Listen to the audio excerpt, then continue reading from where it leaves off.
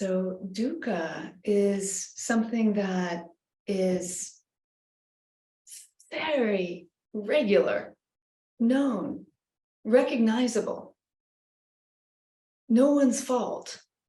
And yet there's ways in which we can inadvertently or even on purpose promote it. We can get so used to it, it feels like we're more alive when we're struggling. We can miss out on the idea of simplicity because we may be so used to drama. So there are ways in which dukkha is certainly something that our identity can start to really become blended with.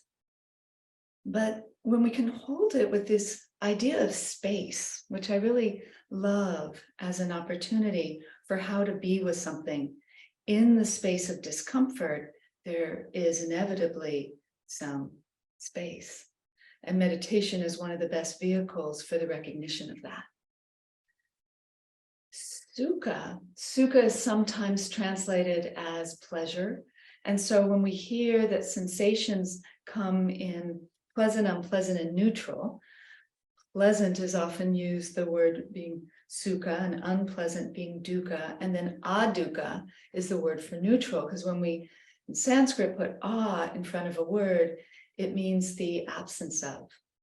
So like avidya, vidya is the word for awareness, and avidya is this absence of awareness.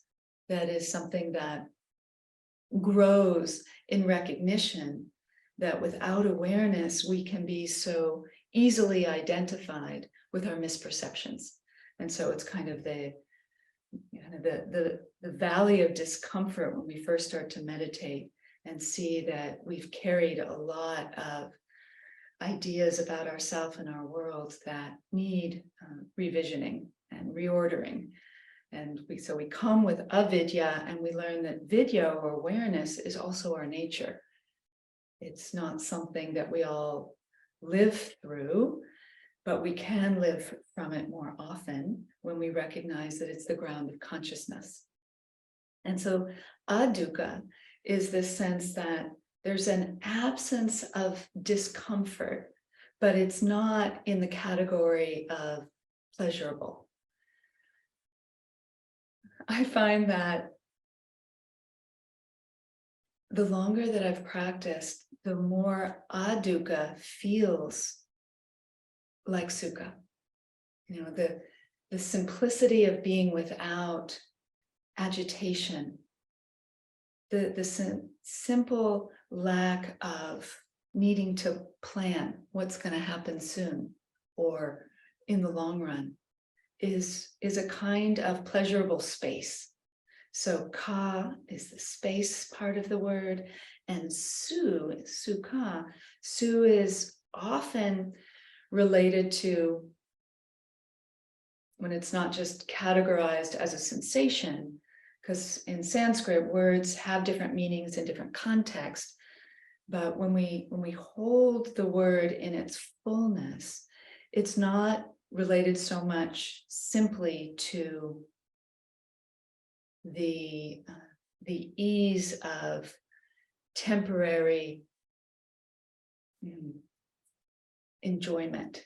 It's related with a deep-seated recognition of the joy of living.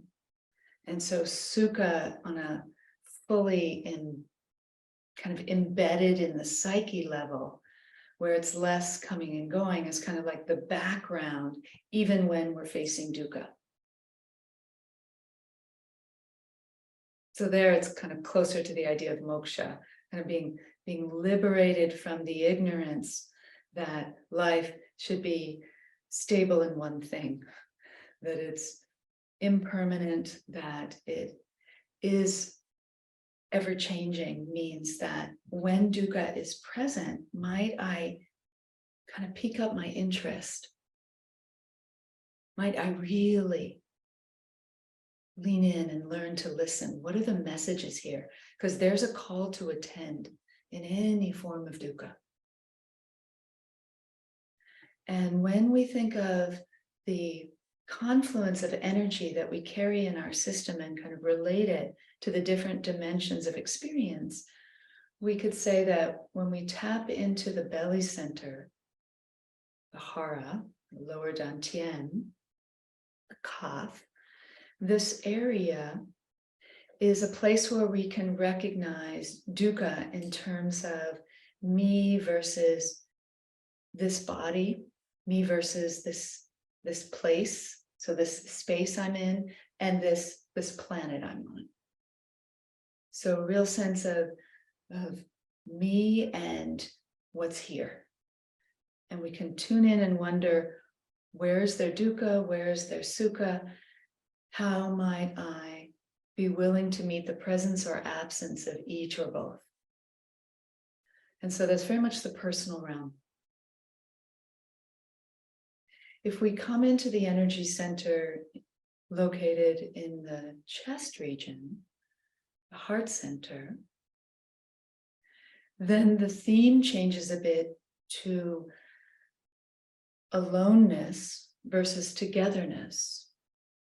And so we could say that when we tune in, when we pause, whether it's a formal or informal meditation time, we kind of look through the landscape both internally. So if there's aloneness, there can be a sense of isolation. And so we can recognize that in the space is some psychological pain. So that's dukkha. And feel like that has permission to be here as well. Let me explore what that's like without automatically assuming it shouldn't be here, or something is wrong with aspects of myself for feeling lonely or isolated.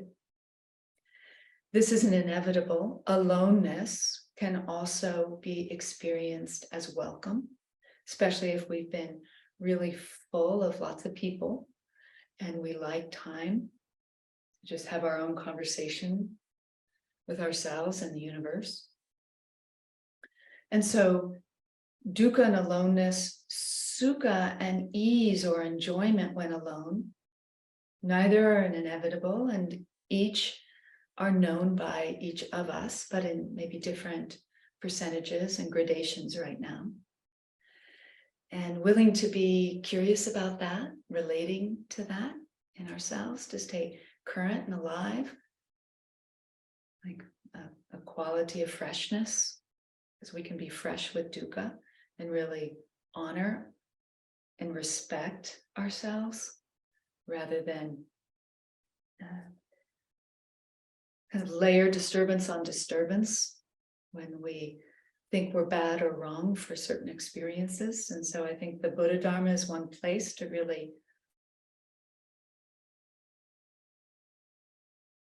re-inhabit ourselves with this quality of Maitri, this quality of friendship to all parts of ourselves, even those that feel really disturbed and upsetting, or even pathological to other people, not to abandon ourselves in the midst of aloneness or togetherness. Now that's something that grows with practice and with support. So togetherness, another experience of the heart center, and togetherness can feel like connection. That's sukha, that real sense of enjoyment when there is an exchange, whether it's verbal or non-verbal. So we tune in and we become real awake to what's current in our life that way. And so there's often a sense of scanning, and when we meditate, we're not alone, even if we physically are. There's often lots of people, present people in our life, and past ones who have influenced, we've enjoyed or been hurt by. So togetherness can have that dukkha sense as well, when we've been or are being, when people are around us, ignored, or when there's a sense of invasiveness, a sense of not being seen or recognized or like we matter. And so we kind of look into the landscape when we're in this space: aloneness, togetherness, dukkha, sukha. What's here now? And remember, with this quality of meditative awareness, the invitation to host the whole spectrum was the beautiful and long-lived message of the Buddha, and many before and since, but definitely it's known for in this particular stream in such a clear and crisp and invitational way to become our own kind of steward of what we carry in our system, many aspects within us, parts, subpersonalities. So when there's a real sense of kind of inner quiet or sense of feeling unified, there's not a lot of being pulled on for different needs. And so we can recognize that and really enter this sense of wakefulness that has a heart-based attitude. At other times, it's not that way at all. And it's not a worse time per se, it might be a harder one. And so relaxing the childlike definitions of good and bad, worse and better, is something that I have felt so liberated to kind of remind my own ever-growing psyche about, and others, especially those more dependent on my own reflections and speech, like our children and our friends and partners. So not to turn away when others bring us material that is dukkha for us or dukkha for them. How might we have more hearts than one looking into something with care, and at times inevitable confusion, and not to feel like we've got to push the stream to figure this out. Meditation is a place where space or ka becomes the holding environment, not just the people in the space, the body, heart, and then the third center, the mind space. So the personal is very much the hara, and the heart is very interpersonal, very related with the interdimensions of our own psyche, and then the collective diversity of other people. And then the head center, you could say, carries this sense of me versus the ideas I'm currently involved with and hosting, and me in touch with, at times, just the field of experience itself in a quality of creativity and engagement, or quietude and vastness. And sometimes that creativity can be such a strong downpouring of information that can be sukha or dukkha, depending on where we are and how receptive we're feeling and what else is already crowding the stream. And so what you're hearing, I hope, is that there's no inevitability about each. There's a capacity or a quality of interest and relatability that grows with skillful practice, with path activity, it's called. And leaning into the idea of space within either sukha or dukkha feels like one of the gifts and assets that we end up having within our capacity when meditation is a regular occupation and endeavor. So thought we could start that practice now and come into first a simple body pose, and then we'll sit up for a 12-minute meditation, and then we'll come into another body pose, and then we'll sit up for another 12-minute meditation, and then we'll do that a third time. So 3 yoga poses, just each will be only 3 minutes, interspersed with 12-minute meditation sessions. So I really am fond of short pockets of meditation that have this quality of strong intentionality and crispness, And then the opportunity for deep listening doesn't start to get so frayed. We try to spend enlarged amounts of time when there's a lot pulling on us. And so here, while it's being led in the focus that you've come into with me and all of us, you can also rewire permission in yourself as you go through the week ahead to do these briefer pockets of time and feel how potent they can actually be. You could even do a half version. 6 minutes can be quite enlivening to check in, to notice the Sukha, the Dukkha, and the space in which one is willing to hold it rather than try to analyze, figure out, confine, or define ourselves by what's happening. It's like fresh bath. So let's take, if you can take a little space, even if you're on a bed and that's the only place for you right now to be, just put your feet just out in front of you for butterfly pose.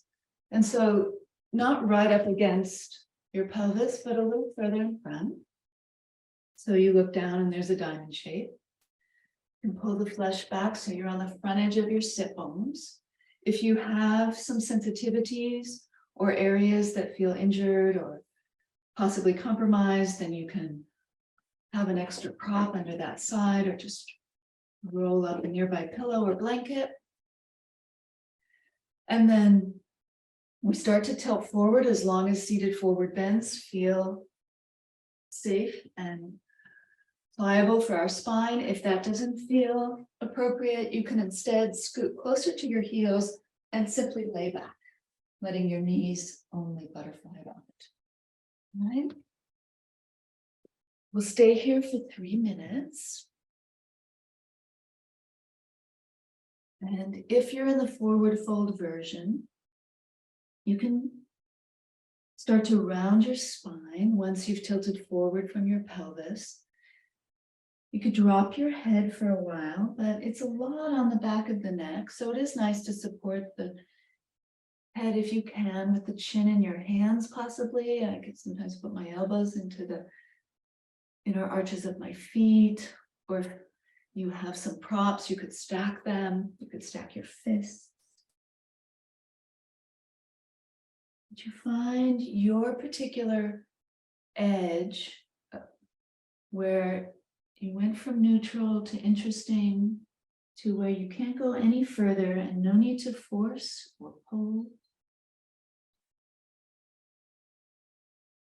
In this way, we're taking a pose for the yin aspects of the body and mind, where we simply acknowledge the limitations once we've hit them, and then we settle in and we relate to the inner experience as it unfolds, rather than try to improve or manage what's happening with expectation.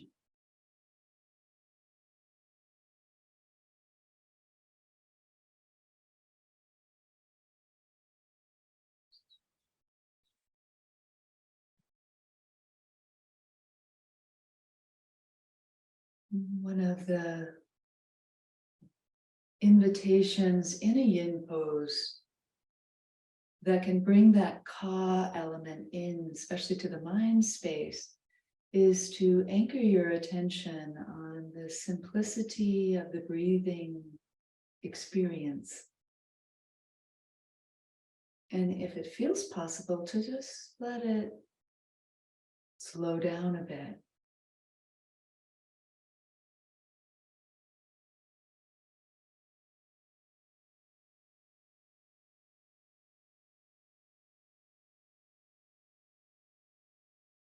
Sometimes there's labored breathing and that's uncomfortable. There can be dukkha in the breath.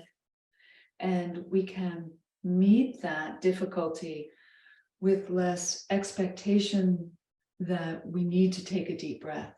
And so this real sense of honoring the short breaths gives some space for the dukkha.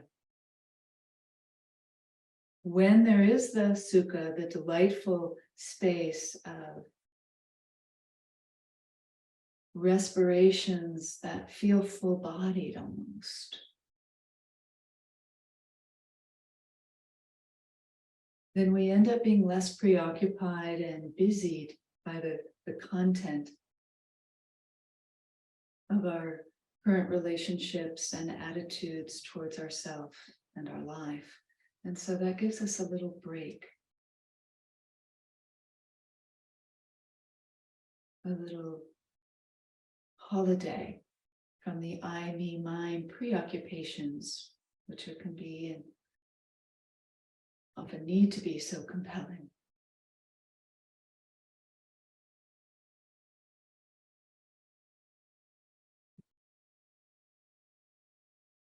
And since you're here just a little bit longer, notice where any dukkha is in the body,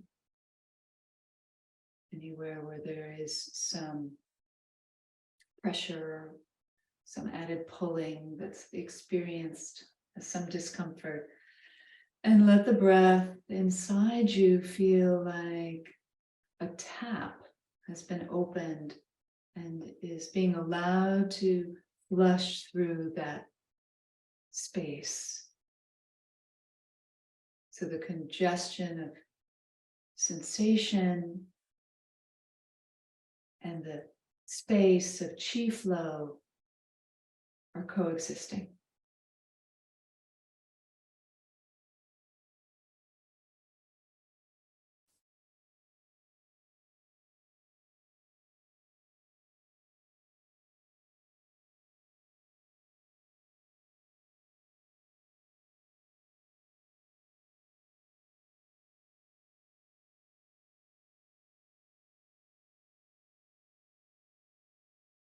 And then we'll come up on an in-breath, stacking the vertebrae until we're upright and taking a seated position for meditation. Unless you're unwell, then laying on the bed or the floor, or seated in a chair with your feet planted on the ground.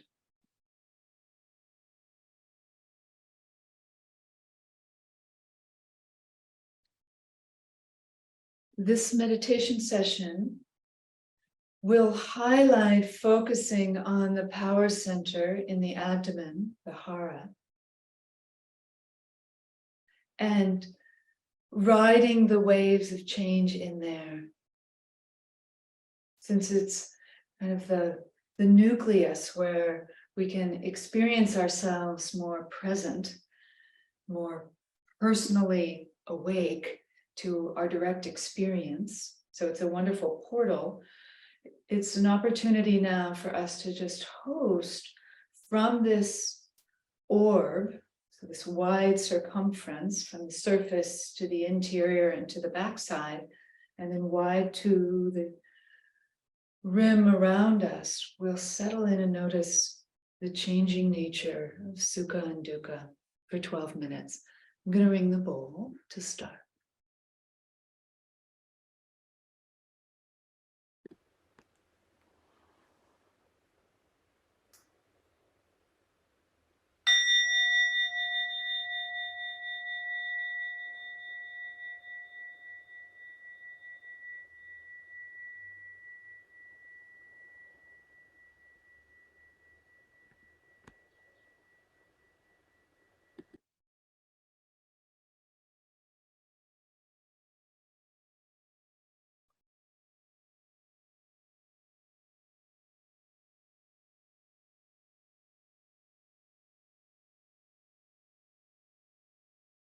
And as you settle into your seat,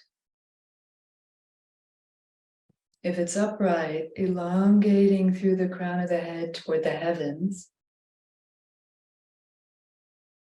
and yet relaxing the musculature, settling the hands, the sit bones,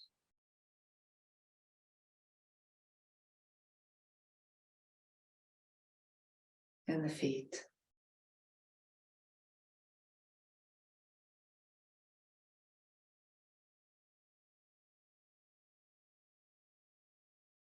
aligning your motivation for this time of your life in the immediacy of connection to nowness to be of benefit for your own and others.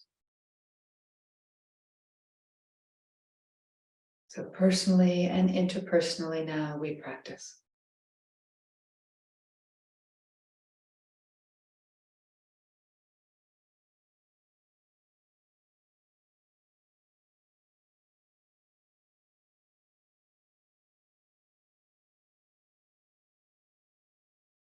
If the knees, one or both, start to feel too much congestion, being in flexion, and certainly you can sit with the legs outstretched, slightly wider than your hips out in front of you, or you can take the Tara pose where you just put one foot down on the ground, one knee is up, that your inner elbow can hug around.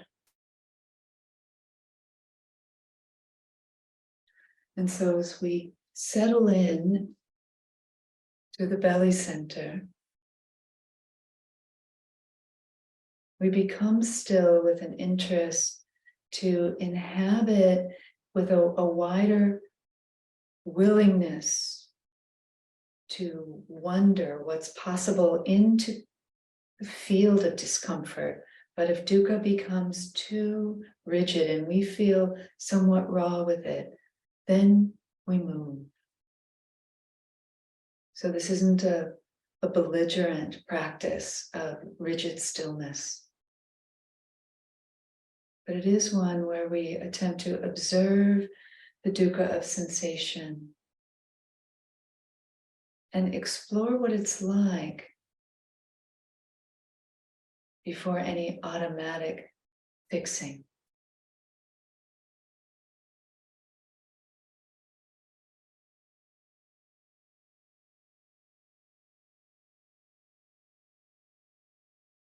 And if you've been experiencing body pains, some of them come up because we're sitting, but some we are already carrying that will start to be noticed because we're not busy with other avenues of behavior. So you know your pockets. It's just from the belly, go to them briefly and send a quality of care. Just like you would a friend who's feeling some discomfort or upset. Like a welcoming gesture psychologically of, you're welcome to be here, even with this pain.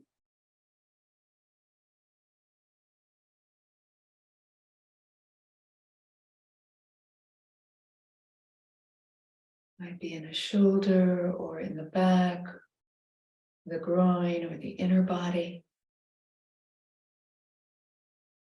One or more places. And so there's just a sense of scanning about for your own system's dukkha, whether it's mild or major, and giving it room to be in the space, the ka of this meditation session. And I'll invite you to actually use the sound, ka, silently to yourself when you notice you get distracted by anything but this.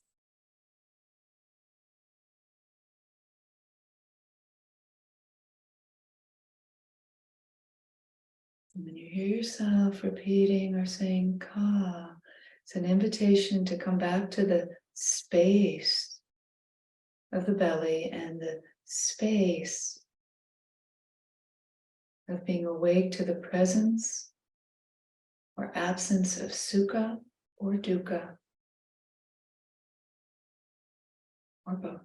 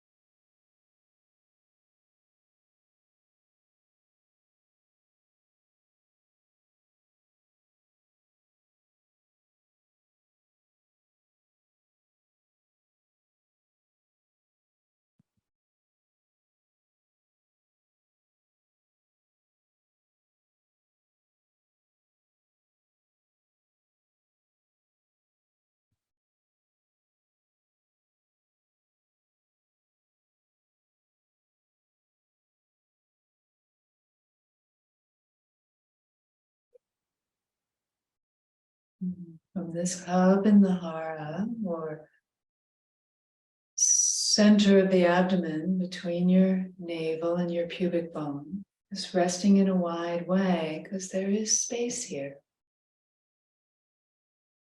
It's a spatial realm, even though it's also has this crowdedness of physicality. Think of it as a domain, kind of to enter our own secret garden of presence with ourselves in the personal realm.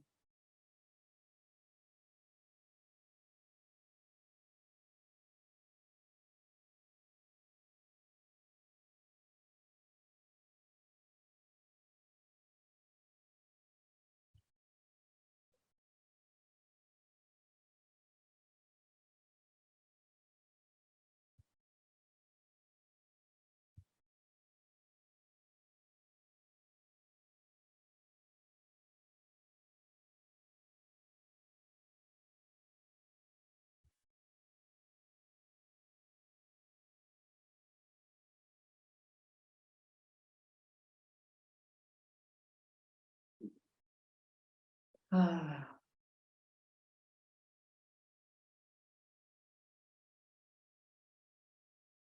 holding in the space, the pleasant and the unpleasant, and knowing what's here. Just rest with the knowing, not the history or the future of them. Right now, there's this immediacy.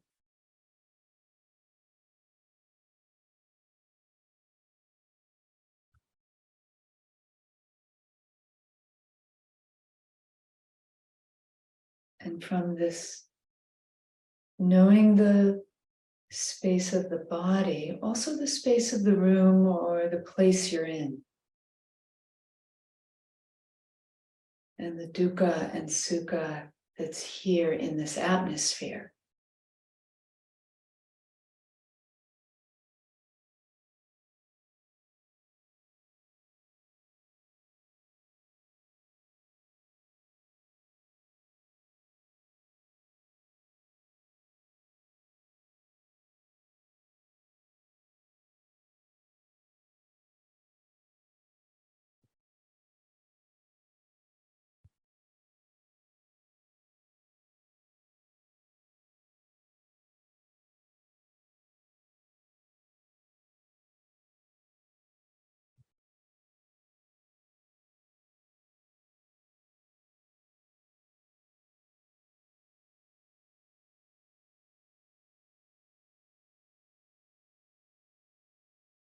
And then widening your view out to the space of this planet. Each of us has a relationship to it.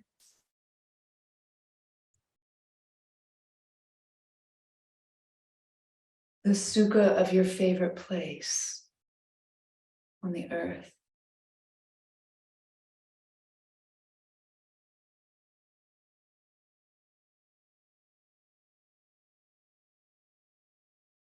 The dukkha of so much suffering and strain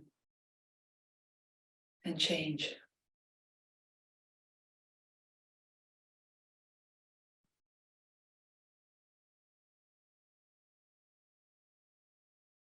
So this heavenly body, this space we're in, this human body,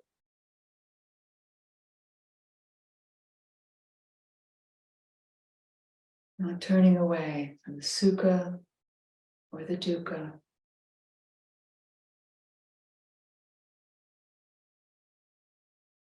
Simple being with the way it is right now.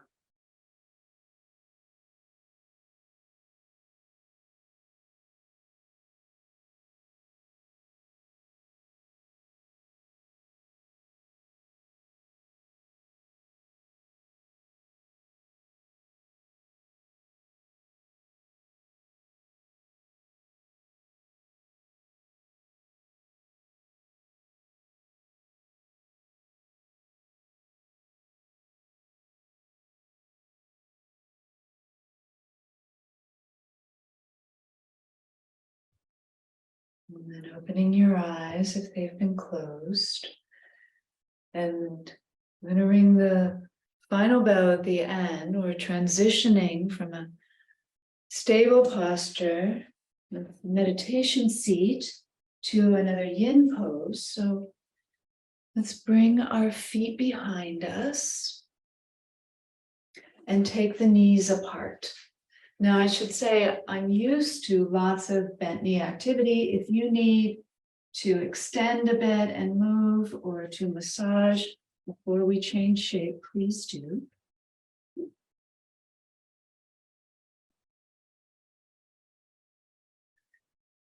And then wide knee child's pose is what we're taking next, which, if this much flexion needs some support, you can put a rolled t-shirt or a folded towel behind your knees, and then take the knees apart as wide as they're able to go. The toes are turned in towards each other. They don't have to touch. We can have padding under the ankles if there is some harshness there, but the weight isn't going to be so much sitting back on them. We're going to lean forward and come down onto our elbows, or you could come down onto a stack of pillows or a bolster if you have one, or you can lean all the way down to the ground if you prefer, and kind of stack the palms for your chin to rest on. So in the last pose, butterfly, and this wide knee child's pose, we're pulling the bones of the legs apart to stimulate the tissues that run along the inner legs. And here's how's the main channels that relate with our overall sense of vitality, our sense of health and digestion, namely the kidneys, the liver, and the spleen meridians. And so these are so primary for our overall well-being that I like to intersperse these poses with this directive of connecting to the body and mind through meditation. We're here just a few moments. Yin poses are held anywhere from 3 to 10 or more minutes at a time. But long holds are something we gradually work towards and aren't always necessary. Short ones can be quite beneficial, short-ish, I should say, like 3 minutes. And sometimes the enhancing of elongating our breath is an inner method we can employ, and other times, just like in shamatha practice, just like in mindfulness of the breath, we don't attempt to change, but we also don't ignore the breathing process. It becomes a lovely anchor for inhabiting our organism, to be with the breath body in a simple, ongoing way for a few moments here.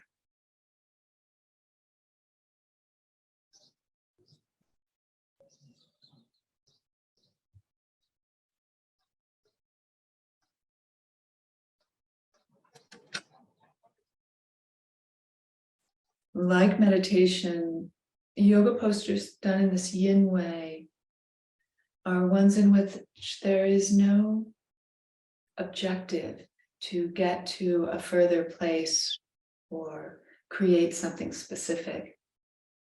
There's the recognition of pulling on certain tissues to activate the natural meridian systems, reflushing. But in terms of the physical expectations of kind of posturing, that's kind of taken out of it. So you could do less, you could do more than yesterday, or somebody who might be practicing next to you can look totally different than you. There's no aesthetic idealization about posture in this style, which is something then that is welcomed when we do a more yang, active movement practice. It tends to turn the dial down on any striving in any way we are moving through physical yoga poses. We can still be quite strong and engaged without the pressure of performance and then the tendency to ignore sensitivities and create then imbalances and injuries. So let's take us about 5 more breaths in the pose you're in.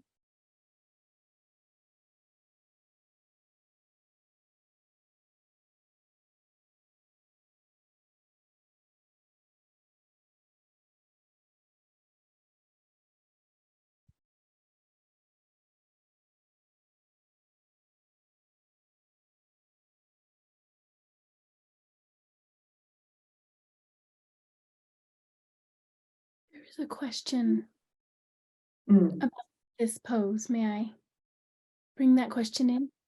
Well, let's come out of it first. Let's come up and lift your hips away from your feet and bring your knees side by side like regular child's pose. So it's more neutral for a moment. And then, yes, Marty, what's the question?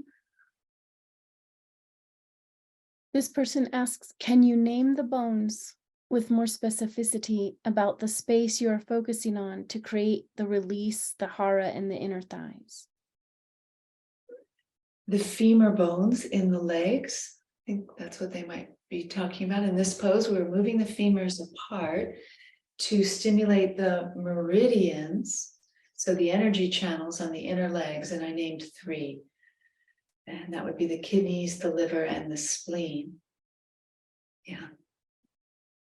And then we're going to come and sit up for meditation session number 2. So take your seat.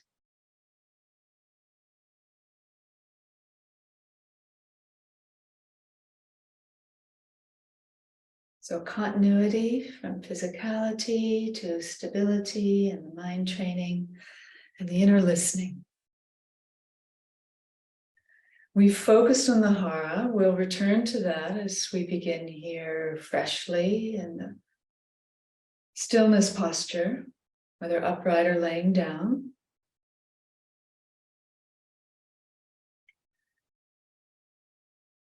Whether our eyes are gently shut or letting in some light, I'll leave that to you and what you're used to for now. The hands resting face down, no mudra. Long through the torso, so the crown of the head moves out. The sit bones rest down. Slight tilt towards the front edge of the sit bones without leaning forward. Just to create a little tilt of the sacrum toward the lumbar.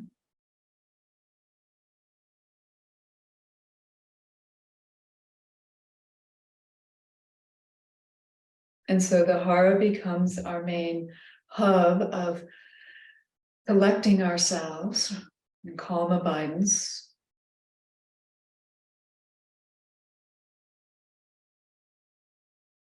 And then we'll maintain a sense of some presence there, but let's shift our attention more predominantly to the heart center in this sit. And now we'll let the theme of the meditation time, not so much me in this body, although yes, of course, I am here meditating in this body. So that's going to be like 20%, but the main focus of this is me and sense of aloneness and togetherness in my life. So the interpersonal realm. And the combination of dukkha and sukha involved. But we'll start with the ka. we took su and du away from the word sukha or dukkha, ka, in both of them means space. So sukha, the space of comfort, and dukkha, a space where we're uncomfortable. But both relate with space. And so the space of the heart is an attitude of welcoming whatever we find comes to the space of this meditation time, which, as before, we're already in it. It's going to be a total of 12 minutes.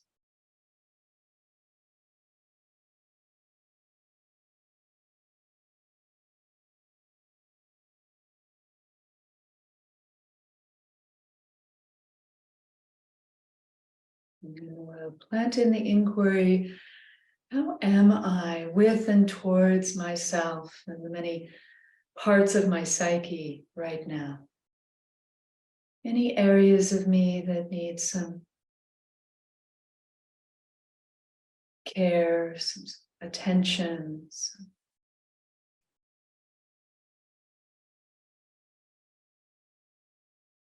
quality of inclusivity, whether there's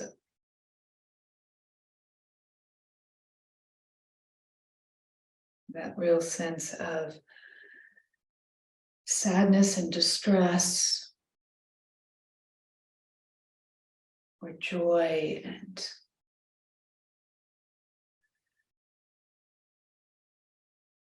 communion. What's here now? And often it's a combination.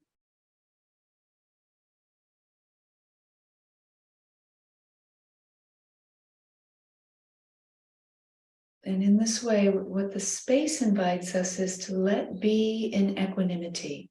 To, meaning, let the dukkha be here, but also let the sukha be here.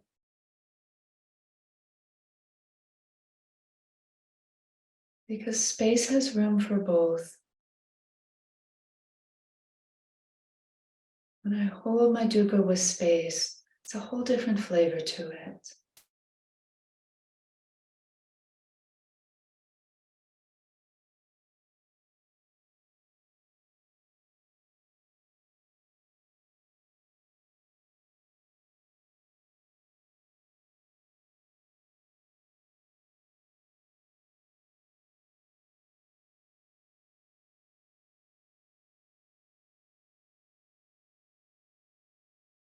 And so there's the breath, there's the beating heart, and there's the psychological and kind of interdependency with others.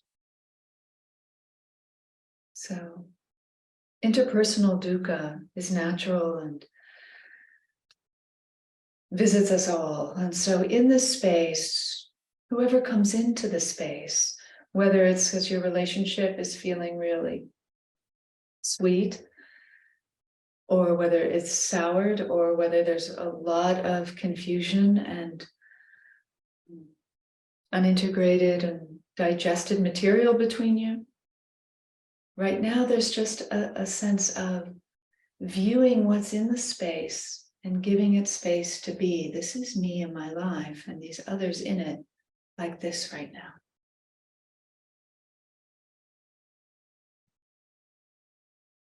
And so the dialogue about others and us in relation to them can really pull us, and we come back to that sound of ka.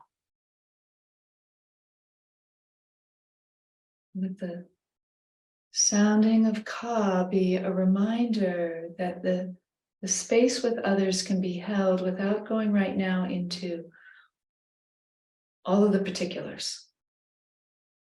Just the pain or pleasure of sukha or dukkha. Because those are feeling tones.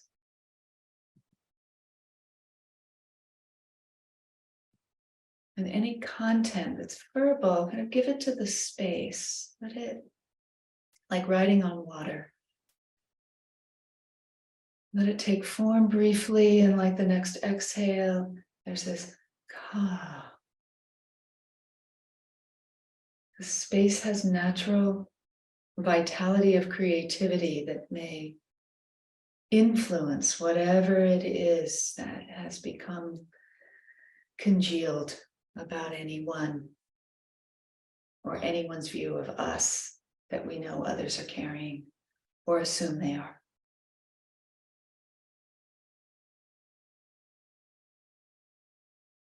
Just take refuge in the ka, the space, along with the dukkha and the sukha.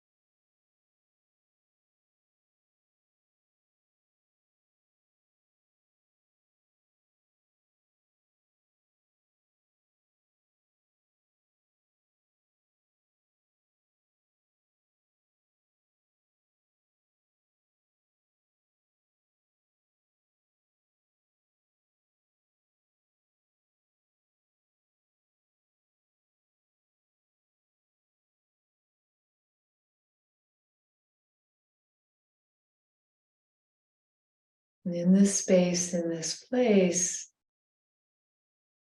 just the mood of Maitri, the mental flavor of loving care towards ourselves, and moisturize and nourish this heart-based attitude in this field of meditation. Just something simple like, may I be willing to be in this space with myself. In this space with this person or with these people. They're present in my life right now with this dukkha, with this sukha.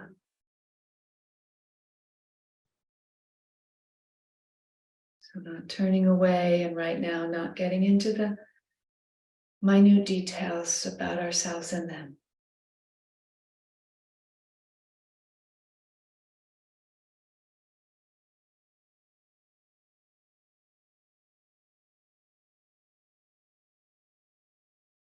May I be willing to be with the presence or absence of others.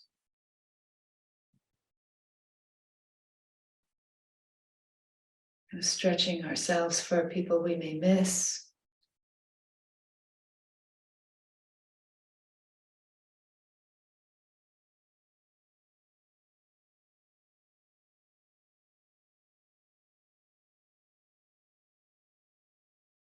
Giving them the space to be in the space they are, and us permission to fully be in the space we're in, which is right here.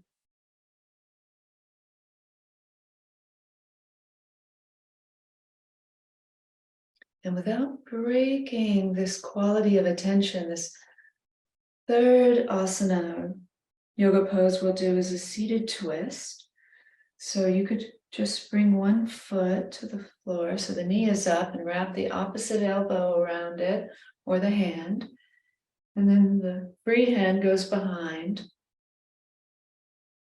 And on the fingertips, we push the floor away some to help us turn around towards the space behind us.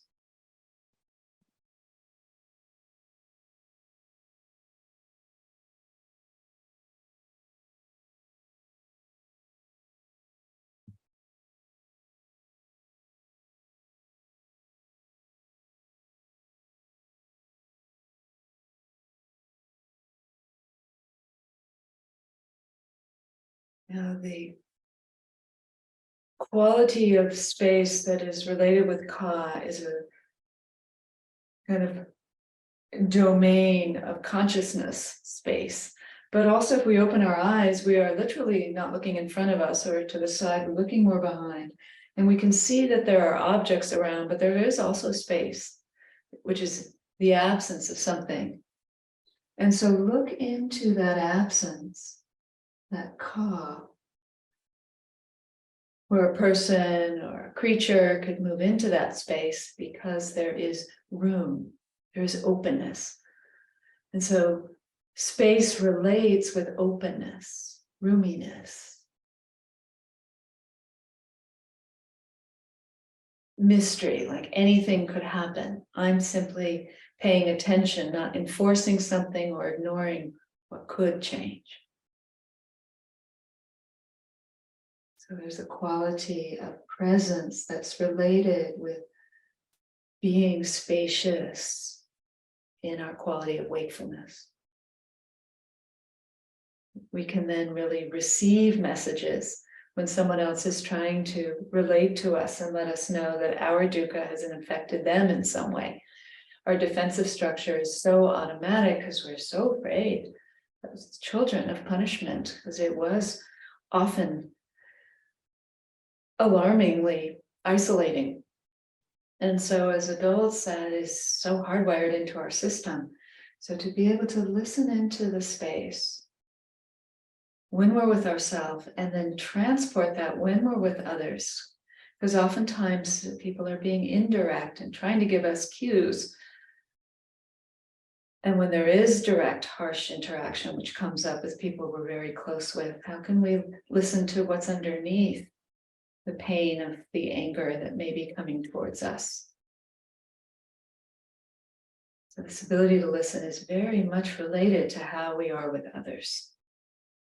And the potential to be kind of on our own side, but also be able to hear and be with how other people are viewing us and say, I'm sorry when it's really merited.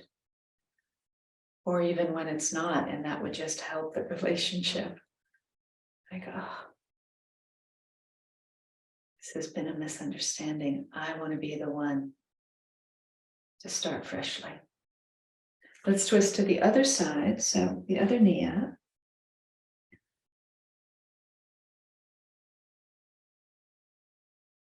And now we may be familiar with being willing to go into difficult conversations in the dukkha of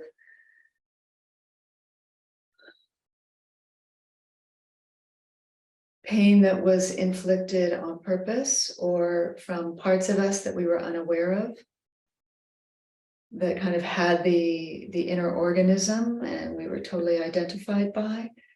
And in wanting to revisit and revision an opportunity for connection with someone, it may not be there. Others aren't in that space with us. And then to feel how that creates dukkha in our own hearts, when we may not want to turn away, but others will and have, my life, no doubt in yours, turned away. And so to be able to meet that dukkha and build that kind of forum of compassion with ourselves when we have pushed the others away, inadvertently or directly. And I'm living with that, knowing that there is also still Sukha. It may not be felt right now, but the Sukha behind the dukkha is the willingness to meet whatever's here. It's not the Sukha we use to talk about pleasure, but it is the connection to ourselves and our reality with a kind of, no matter what, dedication. Whatever it is I'm meant to connect with, because it's here, it's mine to connect to.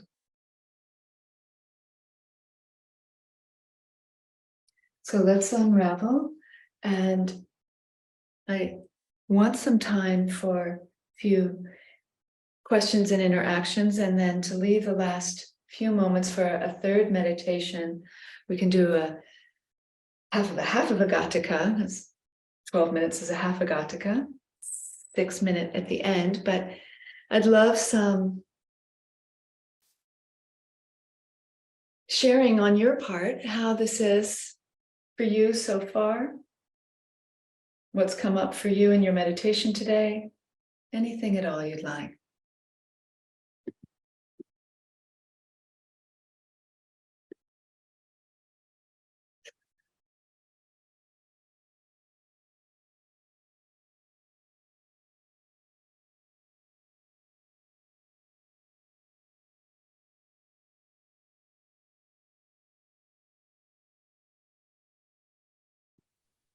Lawrence has his hand up. I could bring Lawrence on screen. That would be great.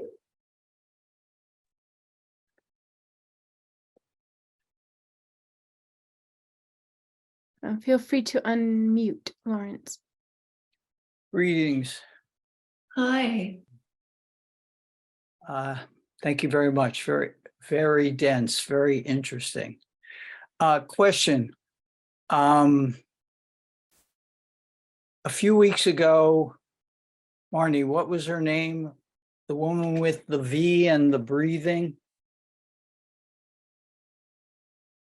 Anyway, someone did a talk about breathing and talked about the 5 diaphragms. And they started off with the anus as the diaphragm beginning the breathing. And I had never thought about that. I'm very somatic. I dance, I play sports. So I'm very kinesthetic, somatic.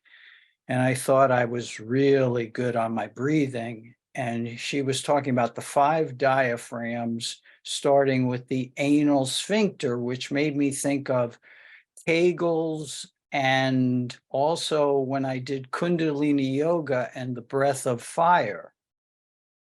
How does, if you have a thought or have explored this, how does that breathing, starting with the anal sphincter, it must tie into the hara and the meditation you were giving us about the spaciousness on the inner thighs and creating space with the femurs and just opening that space for hara and energy.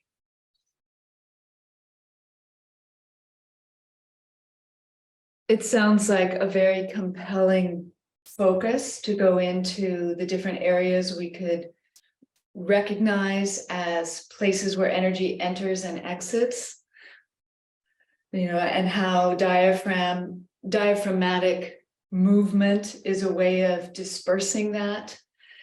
And whenever we are frightened, you could say whenever there's been a surprise, the anus tends to grip.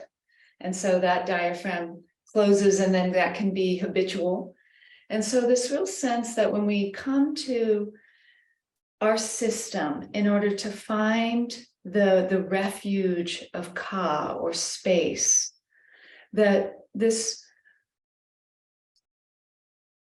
added languaging to discover like 5 diaphragms, or to move the knees apart to notice that different meridians are pulling, and now you might notice more flush of energy flow at times as you get more sensitive. Being kinesthetic, no doubt you are. To use a kind of scanning to attend to what's here now, staying with the theme of what I'm bringing in, which could have been any number of other areas of focus, but really to notice, is there a gripping of the anus? And is that something, as I attend to it, what's that like? Rather than should I or shouldn't I? I think the kind of somatic intelligence, or what I often call awareness intelligence, or AI, starts to be our inner orientation when we go into the meditative mood of kind of clear seeing or vipassana, where when we're prior to that, we often do lots of methods in order to have more vitality and more listening skills, so that we can live more awake in a natural, kind of unfettered way. So I would say I do the yin and any breathing practice or any scanning as a way to influence the potential for more intelligence in the soma, and then to kind of let all of that go and let listening kind of come to the foreground, where any disturbances kind of are offered to the space in the body, the space around, the space that's kind of universally intelligent, as the Taoists would say. And so we're doing kind of a mixture. Thank you for bringing that. Thank you so much.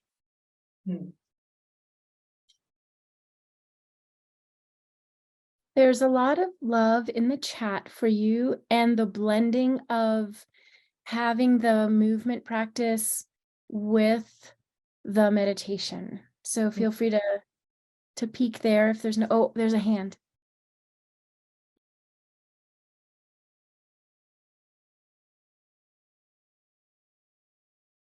Hi. Hello. Hi. First of all, thank you for the session so far today. I really enjoyed it. While I enjoyed it, I have a question, and it's a bit random, a bit general, but it's something going on my body right now. So I think from time to time we have some discomfortness from our body, while we are doing meditation, no matter it's from work, from sitting, or from sports. And for me today, it's from sports that my hips actually hurts a little bit while I do long sitting. And I've been told to accept the uncomfortableness while doing meditation. So I thought I would just bite my lips and then go through it. But somehow my attention keeps getting drawn to that body part. I keep thinking about the soreness or the discomfortness on my body, on my hips. And I just wonder, in such a case, that should I keep doing sitting meditation as long as it's healthy? Or in that case that we should actually like try other positions for meditation so that I can distract myself to avoid such a distraction. I feel a conflict because I have also heard that in such a more extreme case that it's actually a good chance to maybe find more enlightenment or find more inputs by going through such a difficulties. So I just not really sure what I should do here. Sure. Thank you for bringing this to us as stillness practitioners and people who love to move. And you were saying your discomfort from sports is currently what you're experiencing as distracting. So I find there's always these two choices. One is for part of the time to allow stillness to be the container of listening to the discomfort, to see what it's like directly from its own side. And so to go into the hips and let them be recognized as a pulsing, friction-filled, tension-pressured reality. And it's like this kaleidoscope of a whole other domain is revealed rather than just my hips hurt. And so in that way, we start to realize pain is alive. And it's not as solid and permanent. It often has different flickers going on. Now, if we were in a meditation retreat and all other interpersonal and kind of professional or creative endeavors were put in the periphery, that exploration becomes very kind of life-changing. We start to recognize how much of our attitudes about our discomfort feed the discomfort. And those insights can really be worn into our psyche for when we get home. But when we're practicing more in the midst of worldly life, and we did some sports and now we're really sore, and yet this is our meditation time, the second choice is we're kind of asking almost too much of ourselves. If this is our very precious and unique opportunity for listening to the subtle cues. And if the whole time I'm just with the pain of that activity that I did before, and I'm attempting to notice that it flickers and that it's, then after a while, it's like, oh, I'm just enduring this. And like you said, biting my lip. So I would change my posture so that it's just not a heavy body experience the whole time. There's just so much more value to a little bit of that. And then how might I sit, lay down, or sit up on the futon or whatever's nearby so that I can go to these other dimensions psychologically and mentally. I hope that helps. I understood. Thank you very much. Thank you. Thanks for sharing that. And I have seen some of what you've said in the chat. I will continue to look at that, but with this last 6 minutes, I would love us to have an opportunity for a third meditation time before we end together. So take your seat. And as just came up, take your seat in a way that feels like it's not going to be so bound by bodiness. So what would be most comfortable for you? It is a short meditation, but still less dukkha in the physical realm. So we can notice that this third dimension of our kind of mental gateway has both content and just clear openness. And that's the mind itself has details, and the nature of mind is completely clear and bright and objectless. So let's first tune in, but instead of going into the head to tune in, which can bring the energy really up into the thinking apparatus, let's feel like there's an opening in the third eye region that lets us see into the insight realms, but there's this like a meridian or a vibrant tube that we slide down. We've just like turned a knob in the third eye, but we're going to slide down and feel the connection to the heart space and the openness there to our interpersonal dynamics, pleasure and pain, people and aloneness. And then we're going to go through that inner imaginary tube, central channel, and come down into the heart. And so we're connecting the three main energy centers while we sit these few minutes. We rest in the belly, primarily like a buoyant bath of salted water where we don't have to hold ourselves up, like the Dead Sea.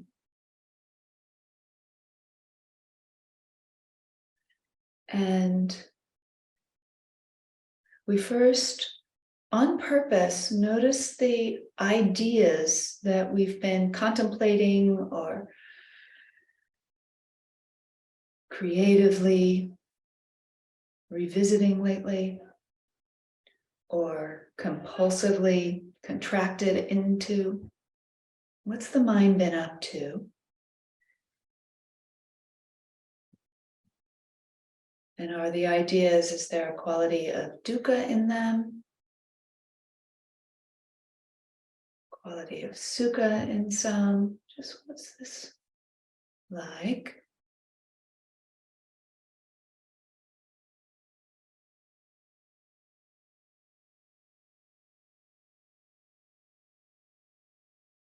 Okay, so there's nothing that we're turning away from. We're not trying to extract thoughts or push them to the side, but we are going to allow them now because we open that gate, the insight center, the third eye. Now imagine it's really wide, like as wide as a large park. So park has lots of plants and diversity in it, but it has lots of space and oxygen in it. And so we're going to let our mind be oxygenated these last few minutes together, while a slight, like soft sounding mental ka sound pulsing through your mind stream, your heart stream, and your belly space. Ka. Spaciousness. Vertically in the interior and horizontally wide, wide, wide all around you.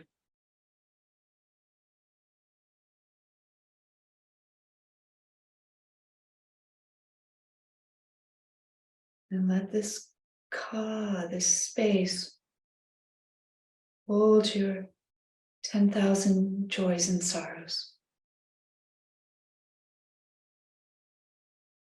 The innumerable ups and downs you've had, are having, and will experience.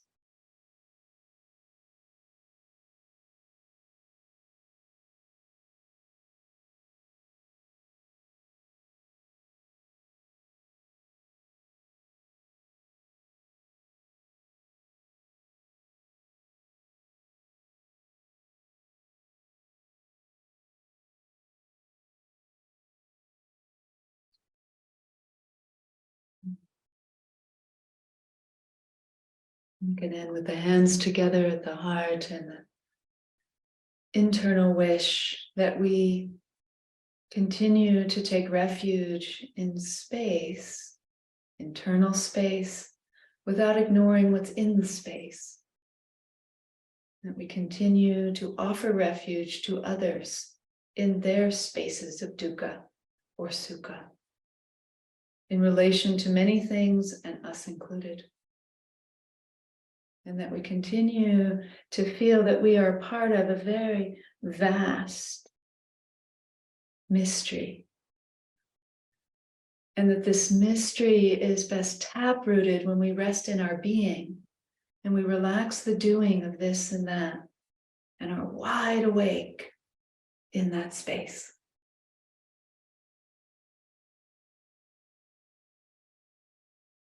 May it be so.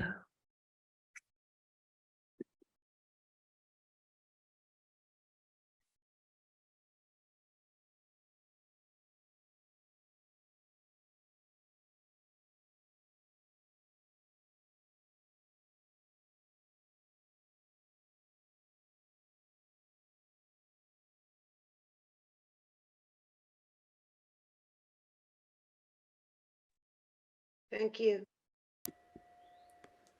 Thank you so much.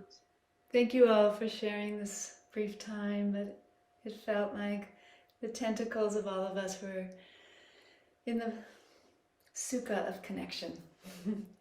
So, until next time, thank you, Marty. So appreciate you holding us together this way. And of course, Sangha Live.